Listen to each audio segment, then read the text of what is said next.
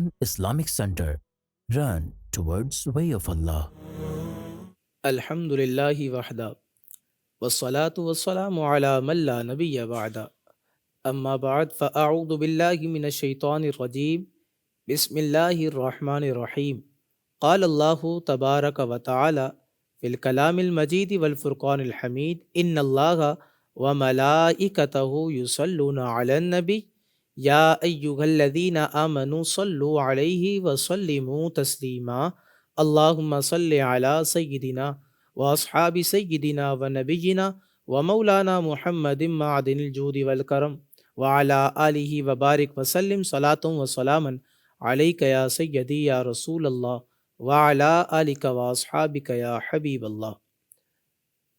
اللہ تبارک و تعالیٰ کے فضل اور اس کے کرم سے الحمدللہ ایک بار پھر پروگرام راہ شریعت کچھی میمن اسلامک سینٹر کے ساتھ ہم اس پروگرام کے تحت آپ کے سامنے حاضر ہوئے ہیں، اور آپ جانتے ہیں کہ اس پروگرام میں دینی مسائل پر گفتگو کی جاتی ہے اور سوالات کے جوابات جو ہے وہ دیے جاتے ہیں۔ تو آئیے آج کی نشست میں ہم جو سوالات موجود ہیں اس کے جوابات آپ کے سامنے پیش کرتے ہیں۔ پہلا تو سوال یہ کیا گیا ہے کہ حضرت بعض لوگ شب براءت میں پٹاخے پھوڑتے ہیں، فائرنگ کرتے ہیں، تو کیا یہ اعمال درست ہیں یا نہیں؟ تو یاد رکھیں، یہ شب براءت تو یہ تو مبارک رات ہے، یہ مغفرت کی رات ہے، یہ عبادت کی رات ہے کہ اس میں اللہ تبارک و تعالیٰ کی عبادت کی جاتی ہے، اللہ تبارک و تعالیٰ کی بارگاہ میں دعائیں کی جاتی ہیں، استغفار کیا جاتا ہے، تو یہ مبارک رات ہے۔ تو چاہیے تو یہ کہ اس رات میں اللہ پاک کو راضی کرنے والے کام کریں، یعنی کہ ایسے کام کریں کہ جن کے ذریعے سے جو ہے اللہ تبارک و تعالیٰ کی رضا جو ہے یہ حاصل ہو جائے۔ اور اللہ تبارک و تعالیٰ کی رضا کیسے حاصل ہوگی؟ ایسے امور سے، ایسے کاموں سے اللہ تبارک و تعالیٰ کی رضا بندے کو حاصل ہوتی ہے کہ اس کے کام، اس کے امور شریعت مطہرہ کے مطابق ہوں۔ اگر اس کے کام شریعت مطہرہ کے مطابق ہوں گے تو اللہ تبارک و تعالیٰ کی رضا حاصل ہو جائے گی۔ اب سوال کے مطابق بعض لوگ جو ہے شب براءت کی مبارک رات کو گزارتے تو ہیں، یعنی جاگ کر تو گزارتے ہیں، لیکن ان کا انداز، ان کا طور طریقہ کچھ یوں ہوتا ہے کہ وہ آتش بازی کرتے ہیں، فائرنگ کرتے ہیں، پٹاخے پھوڑتے ہیں۔ تو یاد رکھیں، یہ سارے کام تو ناجائز اور حرام ہیں۔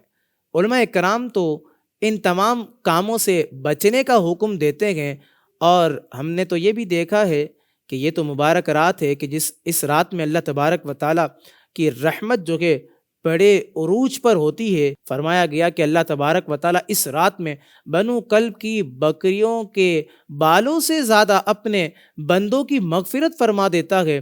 تو یہ مبارک رات ہوتی ہے۔ اس رات کی عظمت کو، اس رات کی اہمیت کو جو ہے یہ ہم تمام کو سمجھنا چاہیے۔ دیکھا تو یہ گیا ہے کہ بسا اوقات اس مبارک رات میں بھی جو ہے بے پردہ خواتین بعض جو ہیں وہ گھروں سے باہر نکلتی ہیں۔ لہٰذا اس مبارک رات کو گزارنے کے جو علماء کرام نے طریقے پیش کیے ہیں، میں کہتا یہ ہوں کہ ان تمام پر آپ عمل کریں، ان تمام باتوں کو سمجھیں، اس رات کی اہمیت کو سمجھیں، اس رات کی حقیقت کو سمجھیں۔ علماء کرام کے طور طریقے جو پیش کیے ہیں اس رات کو گزارنے کے لیے، آپ ان تمام کا مطالعہ کریں، اور ان تمام کو آپ بغور جو کہ اپنی نظر عمیق سے مطالعہ کر لینے کے بعد اس پر عمل کریں، تو پھر انشاءاللہ تبارک و تعالیٰ اس رات کی برکتیں جو ہیں یہ اللہ تبارک و تعالیٰ آپ کو اور آپ کے گھر والوں کو بھی جو ہے یہ نصیب فرمائے گا انشاءاللہ تبارک و تعالیٰ۔ اسی طرح ایک اور سوال ہماری اسکرین پر موجود ہے۔ پوچھا یہ گیا کہ حضرت شب براءت میں نامہ اعمال تبدیل ہوتے ہیں، سنتے آئے ہیں کہ نامہ اعمال تبدیل ہوتے ہیں، تو اس کی کیا حقیقت ہے؟ تو یاد رکھیں کہ اللہ تبارک و تعالیٰ نے سورہ نازعات میں ارشاد فرمایا ہے کہ فالمدبرات امرا۔ اللہ رب العالمین جل وعلا نے فرمایا ان جانوں کی قسم کے جو تدبیر کرتے ہیں۔ تو فالمدبراتی امرا، مدبرات، یہاں پر مفسرین نے مدبرات یعنی کائنات کے کاموں کی تدبیر کرنے والے، انتظام سنبھالنے والے، اس سے مراد کیا ہے؟ مفسرین اکرام نے ارشاد فرمایا کہ اس سے مراد فرشتے ہیں۔ اللہ پاک نے جن جانوں کی قسم یاد فرمائی ہے وہ فرشتے ہیں، تو فرشتوں کے ذمہ اللہ تبارک و تعالیٰ نے بہت سے کام لگائے ہیں۔ آپ دیکھیں کہ بارش برسانا، مخلوق تک رزق پہنچانا، روح پھونکنے سے لے کر قبض ہونے تک، یعنی جب بچہ ماں کے پیٹ میں ہوتا ہے وہاں اس کو مختلف صورتوں میں بنانا، اس میں روح پھونکنا، اس کا نامہ اعمال تیار کرنا، اپنی موت تک اس نے کیا کرنا ہے یہ سارے امور کو مرتب کرنا۔ اس کے بعد جب بچہ پیدا ہوتا ہے تو 2 فرشتے اس کے ساتھ مقرر ہوتے ہیں کہ جو اس کے اعمال لکھتے ہیں۔ مختلف اوقات میں مختلف فرشتوں کو اللہ پاک نے مقرر کیا ہے کہ جو اس کی حفاظت کرتے ہیں۔ پھر اسی طرح آپ دیکھیں بندہ جب درود پاک پڑھتا ہے تو اس کے لیے فرشتے مقرر ہیں کہ جو کبھی اس کا درود پاک نبی پاک صلی اللہ تعالیٰ علیہ وسلم کی بارگاہ میں پیش کرتے ہیں، اور اگر بندہ ذکر اللہ کرتا ہے تو جب فرشتے اللہ پاک کی بارگاہ میں حاضر ہوتے ہیں اور اللہ پاک ان سے اس کے بارے میں پوچھتا ہے کہ تم کہاں تھے، تو فرشتے جو ہے وہ ساری ڈیٹیل جو ہے بتاتے ہیں۔ یہ تمام باتیں آسانی کے ساتھ آپ کو احادیث کی کتابوں میں مل جائے گی، چونکہ یہ ساری کی ساری تمام باتیں جو ہیں احادیث کی کتابوں میں موجود ہے۔ اسی طرح آپ دیکھیں جب بندے کی موت کا وقت قریب آتا ہے تو اس کی روح قبض کرنے والے بھی جو کہ یہ فرشتے ہوتے ہیں۔ جب بندہ قبر میں جو کہ پہنچتا ہے تو وہاں بھی سوالات کرنے والے منکر نکیر ہوتے ہیں۔ جب بندے کو اٹھایا جائے گا تو وہاں بھی استقبال کرنے والے فرشتے ہی ہوں گے۔ جنت میں جائے گا تو وہاں بھی استقبال کرنے والے، خدمت پر مامور جو ہے یہ فرشتے ہوں گے۔ نعوذ باللہ، نعوذ باللہ، ثم نعوذ باللہ، اللہ ہم تمام کو محفوظ رکھے۔ اگر جہنم میں گیا تو وہاں بھی عذاب دینے والے فرشتے موجود ہوں گے۔ تو آپ دیکھیں یوں فرشتوں کا ایک ربط اللہ پاک نے مخلوق کے ساتھ رکھا ہوا ہے، بالخصوص انسان کے ساتھ، کہ یہ سارے معاملات فرشتوں کے ذمے ہوا کرتے ہیں۔ تو اللہ پاک کی ذات مبارکہ کو اگر دیکھیں تو اللہ پاک جو کہ حقیقی طور پر ہر چیز کو خود ہی تدبیر فرمانے والا ہے، ہر کام وہی فرمانے والا ہے، لیکن اس نے یہ تمام باطنی ذمہ داریاں جو ہیں یہ فرشتوں کو دی ہوئی ہیں۔ جیسے کہ آپ دیکھیں ظاہری طور پر بہت ساری ذمہ داریاں ہمیں عام مخلوق میں نظر آتی ہیں، تو یہ چیزیں اللہ پاک نے فرشتوں کے ذمے لگایا ہے۔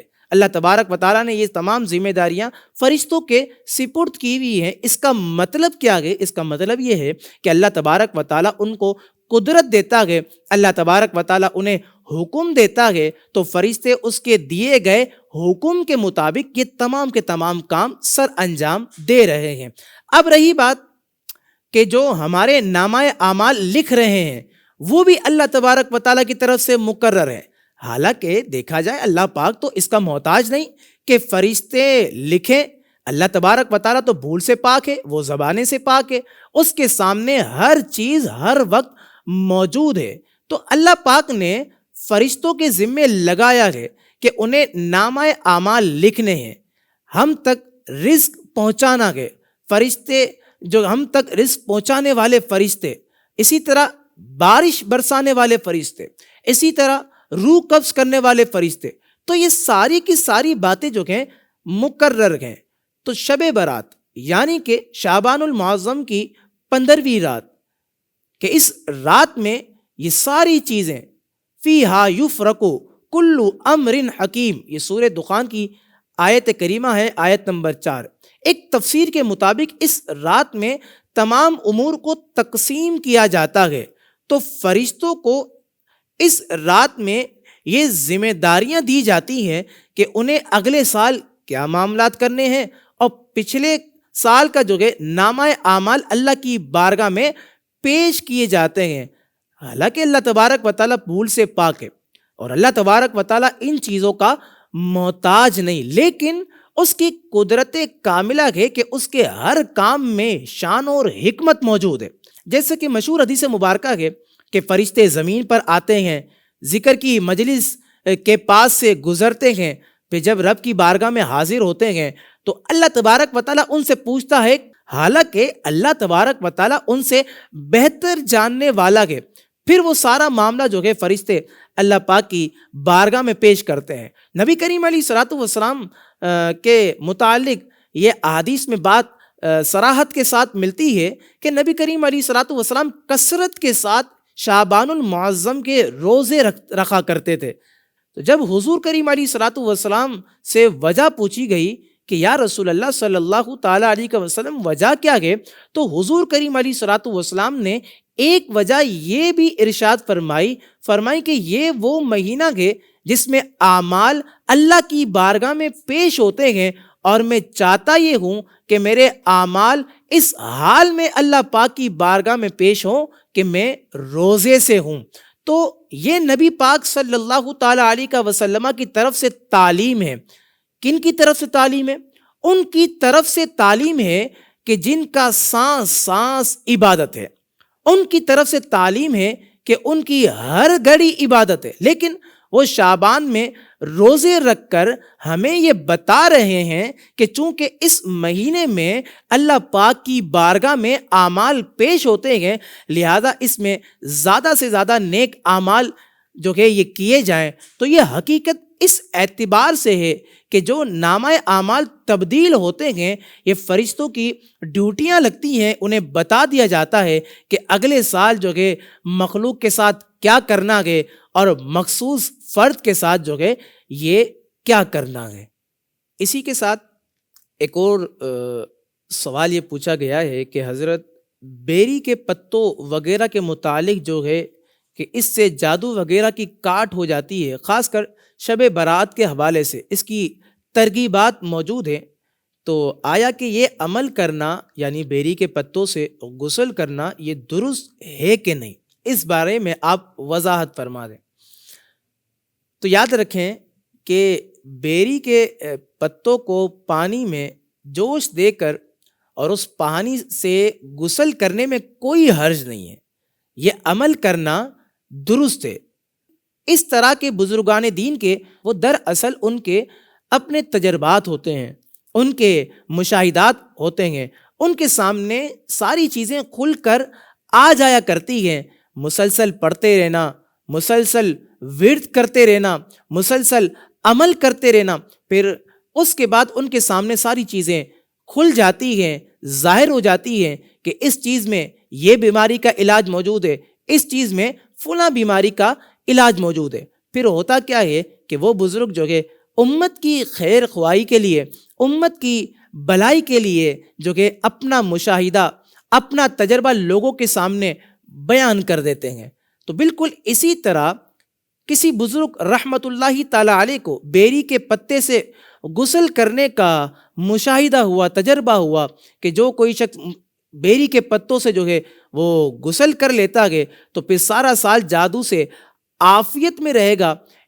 تو یاد رکھیں کہ ان بزرگ کے فرمان کے مطابق اگر کوئی عمل کرتا ہے تو کوئی حرج نہیں ہے، کسی بھی قسم کا کوئی بھی شرعی معاملہ ہے ہی نہیں، کیونکہ کوئی شخص بیری کے پتے سے نہانے کو نہ فرض سمجھتا ہے، نہ واجب سمجھتا ہے، نہ سنت سمجھتا ہے، نہ لازم قرار دیتا ہے۔ تو اگر کوئی شخص بیری کے پتوں کو پانی میں جوش دے کر غسل کر لیتا ہے تو کیا اس نے گناہ کر دیا؟ ظاہر ہے اگر نہا لیتا ہے تو اس نے کوئی گناہ نہ کیا، اور غسل کرنے کے بعد اپنے جسم کو ناپاک تو نہ کیا، تو اس میں کیا حرج ہے اور اس میں کیا تان و تشنیع جو ہے یہ بنائی جائے گی؟ تو یاد رکھیں اگر یہ عمل کر لیا تو بالکل درست ہے۔ لیکن یہاں پر ساتھ میں ایک اور بات بھی جو اہم میں آپ کے سامنے ذکر کر دیتے ہیں۔ اب بعض لوگ ایسے بھی ہیں جو پریشان ہو جاتے ہیں، کس بات سے؟ اس بات سے پریشان ہو جاتے ہیں کہ بیری کے پتوں سے غسل کرنا رہ گیا، تو پریشان ہو جاتے ہیں، وہ سمجھتے یہ ہیں کہ ایک بڑا کام ان سے رہ گیا جو رہنا نہیں چاہیے تھا۔ تو پھر یاد رکھیں یہ کوئی نہ فرض ہے نہ کوئی واجب ہے، اگر یہ نہ ہو سکا تو کوئی گناہ نہیں ملے گا۔ اگر یہ نہ ہو سکا تو کوئی جادو وغیرہ کا معاملہ آپ کے ساتھ ہو جائے، یہ ایسا بالکل بھی نہیں ہے، فقط یہ ایک ٹوٹکا ہے کہ جس کو بزرگان دین نے دیکھا، جس کا مشاہدہ بزرگان دین نے کیا، مفید سمجھا، لوگوں کے سامنے بیان کر دیا، تو اگر کوئی شخص کرتا ہے تو اس پر کسی بھی قسم کا جو کہ طعن و تشنیع نہیں کی جائے گی۔ ایک اور سوال ہمارے سامنے موجود ہے کہ حضرت یہ ارشاد فرمائے کہ شعبان المعظم کا روزہ رکھنا یہ سنت ہے یا نہیں؟ تو یاد رکھیں، شعبان المعظم کا مہینہ یہ وہ مبارک مہینہ ہے کہ جس میں آقا کریم علیہ الصلاۃ والسلام رمضان شریف کے بعد سب سے زیادہ روزے رکھا کرتے تھے۔ بعض روایتوں میں یہ آتا ہے کہ حضور کریم علیہ الصلاۃ والسلام شعبان کے اکثر روزے رکھا کرتے تھے، یعنی کثرت سے آپ جو کہ شعبان المعظم کے روزے رکھا کرتے تھے۔ شعبان میں روزہ رکھنا یہ تو احادیث سے ثابت ہے اور نبی کریم علیہ الصلاۃ والسلام کا عمل اس میں ثابت ہے۔ اب رہا خاص شعبان المعظم کا روزہ، تو اس حوالے سے بھی ایک حدیث مبارکہ جو کہ سنن ابن ماجہ کے اندر یہ بات جو کہ موجود ہے کہ اس میں باقاعدہ حضور کریم علیہ الصلاۃ والسلام نے 15 شعبان المعظم کے متعلق یہ بات ارشاد فرمائی۔ حضور کریم علیہ الصلاۃ والسلام نے فرمایا کہ جب 15 شعبان کی رات آئے، جس کو ہم شب برات کہتے ہیں، تو اس رات میں حضور فرماتے ہیں صلی اللہ علیہ وسلم اس رات میں قیام کرو اور اس کے دن کو روزہ رکھو۔ تو خاص دن کے حوالے سے حضور کریم علیہ الصلاۃ والسلام نے روزہ رکھنے کا حکم ارشاد فرمایا۔ اس حدیث مبارکہ کی روشنی میں 15 شعبان المعظم کے روزے رکھنے کا حکم بھی جو ہے یہ ارشاد فرمایا، اور اس کی رات میں عبادت کرنے کا حکم بھی نبی رحمت صلی اللہ تعالی علیہ وسلم نے جو ہے یہ ارشاد فرمایا۔ اور اگر ویسے بھی دیکھیں دیگر احادیث طیبہ کے جو صحاح ستہ میں ہیں، اس میں یہ بات تو موجود ہے کہ حضور کریم علیہ الصلاۃ والسلام شعبان المعظم کے اکثر دنوں کا روزہ رکھا کرتے تھے۔ تو ظاہر ہے کہ 15 شعبان المعظم کی رات یہ وہ مبارک رات ہے کہ اس رات میں اللہ تبارک و تعالیٰ کی بارگاہ میں اعمال پیش کیے جاتے ہیں، اور اس کے بارے میں جو کہ فقہاء کرام کے، علماء کرام کے جو کہ باقاعدہ اقوال بھی موجود ہیں۔ تو کیوں نہ یہ رات اللہ تبارک و تعالیٰ کی عبادت میں گزاری جائے اور اس کا جو مبارک دن ہے روزہ رکھ کر گزارا جائے۔ اللہ تعالیٰ ہم تمام کو جو کہ روزہ رکھنے کی اور ان ساری باتوں پر عمل کرنے کی توفیق نصیب فرمائے۔ اسی کے ساتھ ایک اور سوال ہماری اسکرین پر موجود ہے کہ جس میں پوچھا یہ گیا ہے کہ حضرت شعبان المعظم کا مبارک مہینہ جاری و ساری ہے، اور اس ماہ میں حضرت لال شہباز قلندر رحمۃ اللہ تعالی علیہ کا عرس بھی آتا ہے، آپ کا یوم بھی آتا ہے۔ تو حضرت پوچھنا یہ ہے کہ قلندر آپ کو کہا جاتا ہے، تو قلندر آخر کون ہوتا ہے، اور آخر کیا وجہ ہے کہ حضرت لال شہباز قلندر رحمۃ اللہ تعالی علیہ کو قلندر کہا جاتا ہے؟ تو یاد رکھیں، قلندر جو کہ خلاف شرع حرکتیں کرنے والے کو نہیں کہا جاتا، جیسا کہ آپ اور میں فی زمانہ دیکھتے ہیں کہ بے نمازی ہے، داڑھی منڈا ہے، عورتوں کی طرح لمبے لمبے بال ہے، ہاتھ پاؤں میں جو کہ لوہے کے کڑے پہنے ہوئے ہیں، اور لوگ کہتے پھرتے ہیں یہ تو ہماری قلندروں کی لائن ہے۔ معاذ اللہ ثم معاذ اللہ، ہرگز قلندر ایسا نہیں ہوتا۔ صوفیہ اکرام کی اصطلاح میں قلندر کسے کہتے ہیں؟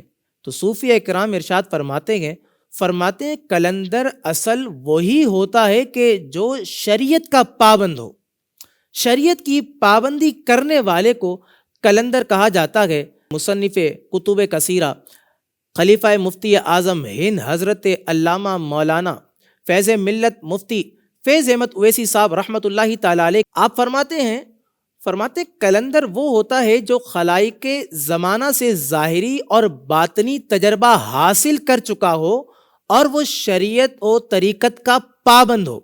اصل قلندر تو وہی ہی ہوتا ہے۔ مزید آپ فرماتے ہیں کہ ایک ہوتا ہے قلندر اور ایک ہوتا ہے صوفی۔ آپ فرماتے ہیں صوفی اور قلندر یہ دونوں یعنی ایک ہی ذات کا نام ہے، ایک ہی ذات کا نام جو ہے یہ کلندر اور صوفی ہے، مگر جو ہے دیگر علماء اکرام ارشاد فرماتے ہیں حق تو یہ ہے کہ ہر کلندر صوفی ہوتا ہے، حق یہی ہے کہ ہر کلندر جو کہ یہ صوفی ہوتا ہے، لیکن ہر صوفی جو ہے یہ کلندر ہو ایسا بالکل بھی ضروری نہیں، کیونکہ کلندر اور صوفی ان کے درمیان عموم خصوص کی جو ہے یہ نسبت پائی جاتی ہے۔ وجہ کیا ہے؟ وجہ یہ ہے کیونکہ جہاں صوفی کی انتہا ہوتی ہے تو وہیں سے جو ہے کلندر کی ابتدا ہوا کرتی ہے۔ تو کلندر کیا ہوتا ہے؟ شریعت کا پابند ہو اسے کلندر کہا جاتا ہے، اور شریعت کے احکامات پر عمل کرنے والا ہو، بے نمازی ہو، اس کی داڑھی نہ ہو، یا پھر مونچھیں جو ہے لمبی ہوں اور عورتوں کی طرح بال لمبے لمبے ہو، اور وہ دعویٰ یہ کرے کہ ہم کلندر ہیں، ہماری لائن جو ہے یہ کلندروں سے ملتی ہے، تو ہرگز ایسا درست نہیں۔ اب آپ کا سوال کہ حضرت لال شہباز قلندر رحمت اللہ تعالی علیہ کو کلندر کیوں کہا جاتا ہے؟ تو یاد رکھیں حضرت لال شہباز قلندر رحمت اللہ تعالی علیہ جو کہ آپ اللہ تبارک و تعالیٰ کے جو کہ یہ ولی تھے، آپ کا تعلق سنی حنفی مسلک سے تھا، اور آپ سلسلہ کلندریہ سے تعلق رکھتے تھے، اسی لیے آپ کو کلندر کہا جاتا ہے۔ اور بر صغیر میں اگر ہم دیکھیں، سلسلہ کلندریہ نے حضرت شاہ خضر رومی رحمت اللہ تعالی علیہ سے شہرت پائی ہے۔ تو چونکہ حضرت لال شہباز قلندر رحمت اللہ تعالی علیہ کا تعلق سلسلہ کلندریہ سے تھا، اسی وجہ سے آپ کو کلندر کہا جاتا ہے۔ تو ناظرین اکرام، یہیں پر ہم آج کی نشست کا اختتام کرتے ہیں۔ انشاءاللہ تبارک و تعالی یار زندہ صحبت باقی، پھر آئندہ آنے والے جو ہے ہفتے میں آپ سے ایک بار پھر جو ہے روبرو ہو کر سوالات کے جوابات آپ کے سامنے پیش کریں گے۔ اپنا بہت سارا خیال رکھیے گا، ہمیں اور ہماری ٹیم کو اپنی دعاؤں میں خاص یاد رکھیے گا۔ السلام علیکم ورحمۃ اللہ وبرکاتہ۔